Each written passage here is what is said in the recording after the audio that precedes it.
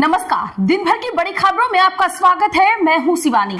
आज की खबरों में बात होगी पटना में खान सर की गिरफ्तारी के लिए पड़ी रेड, छात्रों ने घेरा बिहार, सम्राट के उड़े होश की। और बीजेपी छोड़ते ही अन्नामलाई ने बनाई नई पार्टी, मोदी शाह के खिलाफ बड़ा ऐलान की। वहीं निकोबार प्रोजेक्ट या अयासी का अड्डा, राहुल ने खोल दी मोडानी कुंडली की। साथ ही 8 जून को इंडिया की बैठक से दिल्ली में हलचल तेज, डीएमके की बड़ी घोषणा की। और खबर के अंत में बात होगी कॉकरोच पार्टी का हट सपोर्टर जान ले, प्रोटेस्ट से ठीक पहले बदला प्लान की। इसी के साथ आज दिन भर की सभी बड़ी और प्रमुख खबरों को जानेंगे विस्तार से। उससे पहले एक नजर सुर्खियों पर। टीएमसी को टूटने से बचाने की कोशिश, हर नेता से बात कर रही ममता, क्या बागी विधायकों के बदलेंगे तेवर? सम्राट सरकार ने लालू राबड़ी की Z+ सुरक्षा की खत्म, तेज प्रताप को मिलेगा अब एक बॉडीगार्ड। बंगाल विवाद के बीच घटी सिक्योरिटी। मल्लिकार्जुन खड़गे ने कर्नाटक से राज्यसभा के लिए भरा नामांकन, बोले सर्वसम्मति से मुझे चुना गया। नीट छात्रा कांड को लेकर राहुल गांधी ने पूछा मदद चाहिए तो बताइए, मां बोली आप तो देश की रक्षा कर रहे, मेरा जो गया वो लौट कर नहीं आएगा। अब शिमला में वीरभद्र सिंह की जयंती पर प्रोफेसर बॉक्सिंग चैंपियनशिप, मंत्री विक्रमादित्य बोले 6 देशों के बॉक्सर लेंगे भाग, खालसा टैक्स को दुर्भाग्यपूर्ण बताया। इसमें भाजपा का नुकसान नहीं है, अन्नामलाई की पार्टी छोड़ने पर बोले तमिलनाडु के बीजेपी अध्यक्ष। छत्तीसगढ़ उपचुनाव को लेकर 5 में से 3 अध्यक्ष पद बीजेपी को मिले हैं। जगदलपुर बिलासपुर में कांग्रेस का है कब्जा, किरण सिंहदेव के करीबी हारे, आचार संहिता हुई समाप्त। मोदी बोले दूसरों पर निर्भर देश विकसित नहीं होते, निराशावादी लोग आत्मनिर्भर भारत का मजाक उड़ा रहे। पीएम ने गुजरात की फैक्ट्री में टैंक ड्रोन देखे। कांग्रेस में राज्यसभा उम्मीदवार मीनाक्षी नटराजन का विरोध, दिग्गज समर्थक ने राहुल और प्रियंका गांधी को लिखा लेटर, कहा क्रॉस वोटिंग का है खतरा। नोएडा में 6वीं मंजिल तक ही पहुंचा दमकल का पानी, आग 12वें फ्लोर पर लगी थी। लोग बोले फायर ब्रिगेड है या होली का फव्वारा। इंडिया गठबंधन का अस्तित्व सिर्फ कागजों पर, डीएमके गठबंधन बैठक में शामिल न होने पर बोली भाजपा। ट्रंप बोले भारत ने दशकों तक अमेरिका का फायदा उठाया, अब हम टैरिफ से खूब कमा रहे, फिर भी डील करेंगे क्योंकि मुझे मोदी पसंद है। तमिलनाडु में डीएमके और कांग्रेस का मनमुटाव फिर आया सामने, मोहम्मद इस्माइल के श्रद्धांजलि कार्यक्रम में आपस में भिड़े। कांग्रेस ने एमपी से मीनाक्षी को बनाया राज्यसभा कैंडिडेट, बीजेपी ने तरुण चुग और रजनीश अग्रवाल को दिया टिकट। 18 जून को डाले जाएंगे वोट। 3 दिन पुराने शिव कुमार कैबिनेट से मंत्री का इस्तीफा, पसंदीदा विभाग न मिलने से नाराज, कर्नाटक सीएम बोले चिंता की बात नहीं, मामला सुलझा लेंगे। ट्रंप बोले ईरान के सुप्रीम लीडर से मिलकर गर्व होगा, डील हुई तो मुलाकात संभव, यूरेनियम लेने सेना भेजने वाले थे लेकिन इसमें जोखिम। पुतिन ने भारत को सुखोई 57 ऑफर किया, इस 5वें जनरेशन फाइटर जेट की तकनीकी भी शेयर करेंगे। अमेरिका से बोले भारत पर दबाव डालना बेकार है। मानवता और न्याय के सामने एआई सबसे बड़ी कानूनी चुनौती, सीजीआई बोले इस दशक के फैसले तय करेंगे भविष्य।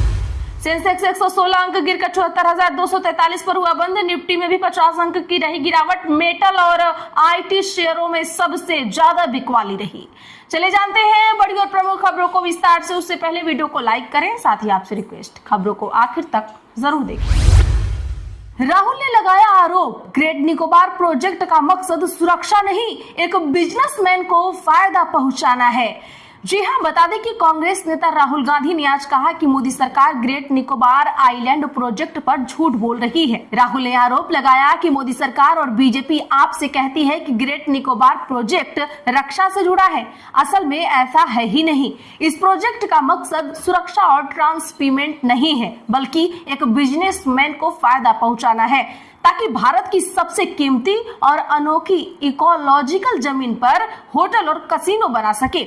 राहुल गांधी ने सोशल मीडिया प्लेटफॉर्म एक्स पर 16 मिनट का एक वीडियो शेयर किया है, जिसमें उन्होंने बताया कि मैं भारत के सबसे दक्षिणी छोर पर गया, मैं इंदिरा पॉइंट पर खड़ा हुआ, मैं उन पेड़ों के नीचे से गुजरा जो सदियों से वहां खड़े हैं, मैंने दुनिया की सबसे शानदार कोरल रीफ मूंगा चट्टानों के बीच गोता लगाया। राहुल गांधी पिछले 1.5 महीने से ग्रेट निकोबार प्रोजेक्ट के सबसे मुखर आलोचकों में से एक है। उन्होंने इसे पर्यावरण, आदिवासी अधिकारों और पारदर्शिता से जुड़ा मुद्दा बताया है। जबकि केंद्र सरकार इसे रणनीतिक और आर्थिक दृष्टि से अहम प्रोजेक्ट बता रही है। राहुल गांधी ने अप्रैल के अंडमान अंडमान निकोबार आइलैंड्स के अपने दौरे से जुड़ा 16 मिनट का एक वीडियो जारी किया। इसके अलावा उन्होंने लोगों से एक पिटीशन पर साइन करने की अपील की ताकि वे मोदी सरकार को बता सकें कि वे लालच के बजाय हरियाली चुनते हैं। कॉकरोच जनता पार्टी फाउंडर कल दिल्ली लौटेंगे, सरकार के खिलाफ जंतर मंतर पर करेंगे जमकर प्रदर्शन। जी हां, बता दें कि कॉकरोच जनता पार्टी के फाउंडर अभिजीत दीपके ने 6 जून को भारत लौटने से पहले अपनी पुरानी अपील से यू टर्न ले लिया है।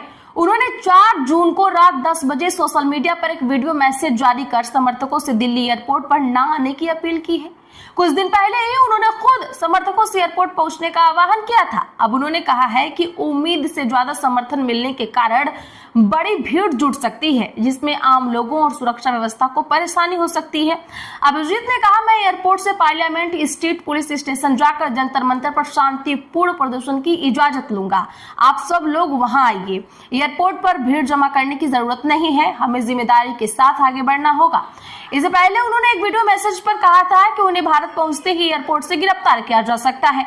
शिक्षा मंत्री धर्मेंद्र प्रधान के इस्तीफे की मांग को लेकर 6 जून को दिल्ली के जंतर मंतर पर सीजेपी का प्रदर्शन होने वाला है। फायरिंग मामले में हो सकती है खान सर की गिरफ्तारी, पटना में कोचिंग के बाहर छात्रों का हुजूम। पटना में फायरिंग मामले में खान सर की गिरफ्तारी हो सकती है। कदम कुआं थाने में फैसल खान उर्फ खान सर के खिलाफ किसी को मारने की कोशिश और आर्म्स एक्ट के तहत केस दर्ज किया गया है। खान सर के गार्ड्स ने पुलिस को बताया कि उन्होंने हमें कहा कि तुम गोली चलाओ, बाकी हम देख लेंगे। इसी आधार पर पुलिस ने खान सर के खिलाफ एफआईआर दर्ज कर लिया है। बीएनएस की धारा 109 के तहत यह केस दर्ज किया गया है। इसमें 10 साल तक की जेल और जुर्माने का प्रावधान है। इसमें अग्रिम जमानत भी नहीं मिल सकती है। एफआईआर के बाद खान की कोचिंग पर उनके वकील पहुंचे। इधर लॉ एंड ऑर्डर को लेकर आईजी ऑफिस में पुलिस की हाई लेवल मीटिंग हुई। पुलिस ने छात्रों से अपील की कि वो किसी कोचिंग सेंटर के बहकावे में न आए। वहीं सैकड़ों की संख्या में स्टूडेंट्स खान सर की कोचिंग के बाहर में जुटे और समर्थन में नारेबाजी की। दरअसल 2 जून की रात पटना स्थित खान सर की कोचिंग के साथ जो घटना हुई थी, उस घटना के दौरान उनके बॉडीगार्ड्स के फायरिंग किए जाने का वीडियो सामने आया था। मामले में पुलिस पहले ही दोनों बॉडीगार्ड्स को गिरफ्तार कर जेल भेज चुकी है और खान सर से भी पूछताछ की जा रही है। तमिलनाडु में भाजपा छोड़ते ही अन्नामलाई ने बनाई नई पार्टी, अगला चुनाव लड़ने का भी किया ऐलान।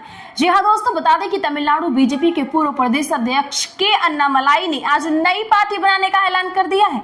सोशल मीडिया पर एक वीडियो मैसेज में अन्नामलाई ने कहा कि आज हम एक आंदोलन शुरू करने जा रहे हैं। हमारी राजनीतिक पार्टी तमिलनाडु में 2031 में अगला विधानसभा चुनाव लड़ेगी। मेरे लिए यह तय करना बहुत मुश्किल था कि मैं बीजेपी का सदस्य रहूं या तमिल लोगों से जुड़ा रहूं। मैंने 4 दिसंबर 2025 को पार्टी को बताया कि मैं इस्तीफा देने जा रहा हूं।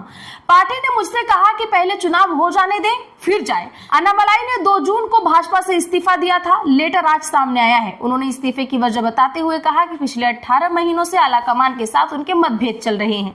अब उनके विचार एक जैसे नहीं रहे। अन्नामलाई कर्नाटका कैडर के आईपीएस अधिकारी रहे हैं। नौकरी छोड़कर 2020 में भाजपा से जुड़े। पार्टी ने पहले उन्हें प्रदेश उपाध्यक्ष और फिर अध्यक्ष बनाया। अन्नामलाई के रहते हुए बीजेपी ने 2021 और 2026 विधानसभा चुनाव लड़ा।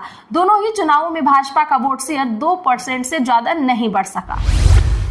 डीएमके 8 जून को इंडिया की बैठक में नहीं होगी शामिल, उदयनिधि बोले कांग्रेस ने दिया धोखा।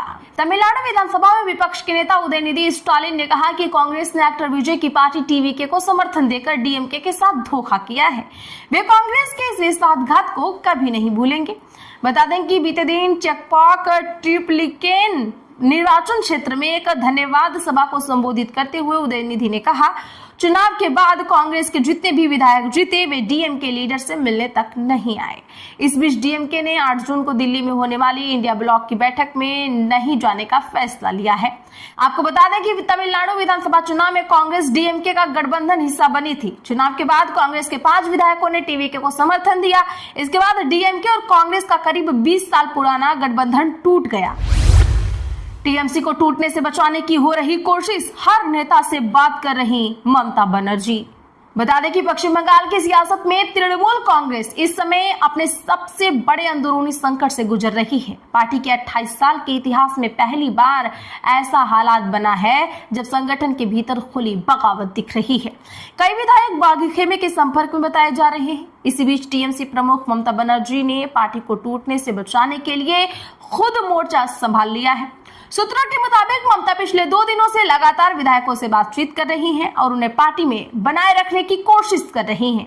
ममता बनर्जी किन नेताओं से बातचीत कर रही हैं? सूत्रों से मिली जानकारी के मुताबिक ममता बनर्जी ने हावड़ा, मुर्शिदाबाद और उत्तर दिनाजपुर के कई विधायकों से बातचीत कर फोन से सीधे संपर्क साधा है। बताया जा रहा है कि इनमें वे विधायक भी शामिल हैं जो हाल के दिनों में ऋतव्रत बनर्जी के नेतृत्व वाले बागी खेमे की बैठकों में नजर आए थे। पार्टी के भीतर यह आशंका बढ़ गई है कि अगर नाराज विधायकों को नहीं मनाया गया तो टीएमसी में और टूट हो सकती है। यही वजह है कि ममता खुद नेताओं से बात कर माहौल संभालने में जुटी है। कांग्रेस में राज्यसभा उम्मीदवार मीनाक्षी नटराजन का विरोध, दिग्गज समर्थक ने राहुल और प्रियंका को लिखा लेटर। दरअसल मध्य प्रदेश में राज्यसभा चुनाव के लिए कांग्रेस ने मीनाक्षी नटराजन को उम्मीदवार बनाया है। इसके बाद से पार्टी के भीतर अलग अलग प्रतिक्रियाएं सामने आ रही हैं। एक और कांग्रेस के वरिष्ठ नेता और हुजूर विधानसभा से 2 बार प्रत्याशी रह चुके नरेश ज्ञानचंदानी ने इस फैसले पर सवाल उठाए हैं।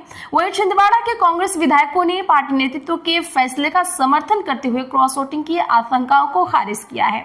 इस बीच बीजेपी ने भी कांग्रेस की अंदरूनी स्थिति को लेकर निशाना साधा है। नरेश ज्ञानचंदानी ने सोशल मीडिया प्लेटफॉर्म एक्स पर पोस्ट करते हुए कांग्रेस नेतृत्व के फैसले पर आपत्ति जताई। उन्होंने राहुल गांधी और प्रियंका गांधी को टैग करते हुए लिखा कि मध्य प्रदेश से राज्यसभा उम्मीदवार के चयन में पार्टी से बड़ी चूक हुई है। तो आज के लिए बस इतना ही। ऐसी ही खबरों के लिए चैनल सब्सक्राइब करें और बगल में घंटी के निशान को जरूर दबा लें। वीडियो को लाइक और शेयर करना ना भूलें।